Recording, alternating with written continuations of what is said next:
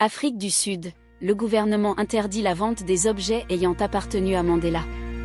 La vente aux enchères prévue le mois prochain à New York, mettant en scène une centaine d'objets personnels ayant appartenu à Nelson Mandela, a été suspendue suite à l'opposition du gouvernement sud-africain, ont annoncé mardi ce dernier et l'organisateur de l'événement. Initialement programmée pour le 22 février au Lincoln Center, la vente, organisée par la société d'enchères américaine Guernsey en collaboration avec Makaziwe Mandela, la fille du premier président noir sud-africain, a été suspendue par le gouvernement sud-africain.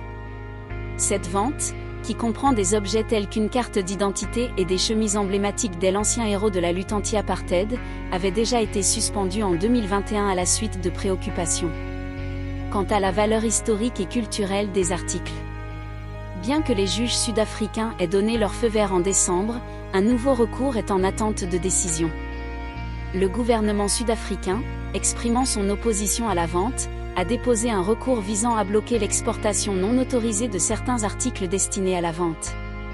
Le ministre de la Culture, Zizi Kodwa, a souligné que Nelson Mandela faisait partie intégrante du patrimoine sud-africain, appelant à préserver les témoignages de sa vie dans le pays. Pour le ministre sud-africain de la Culture, juge ou pas juge, aucun objet, fût-il un crayon de papier ou une lame à raser appartenant à Mandela ne seront échangés contre de l'argent, car ils sont la propriété de tous les Sud-Africains et au-delà, à tous les peuples du monde qui font de Mandela le symbole de combat pour la liberté.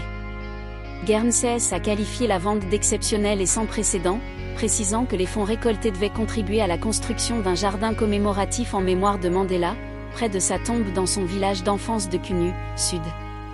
La présidente de Guernsey, Arlan Ettinger, a affirmé que les objets mis aux enchères avaient peu d'importance historique ou culturelle, et auraient été oubliés sans cette vente. La fille de Mandela ayant autorisé la vente, reste injoignable. Le gouvernement sud-africain s'engage à prendre en charge tous les frais de construction de jardins ou d'aménagement d'accès à la tombe du héros national. Point final. Tous les objets ayant appartenu à Mandela resteront en Afrique du Sud.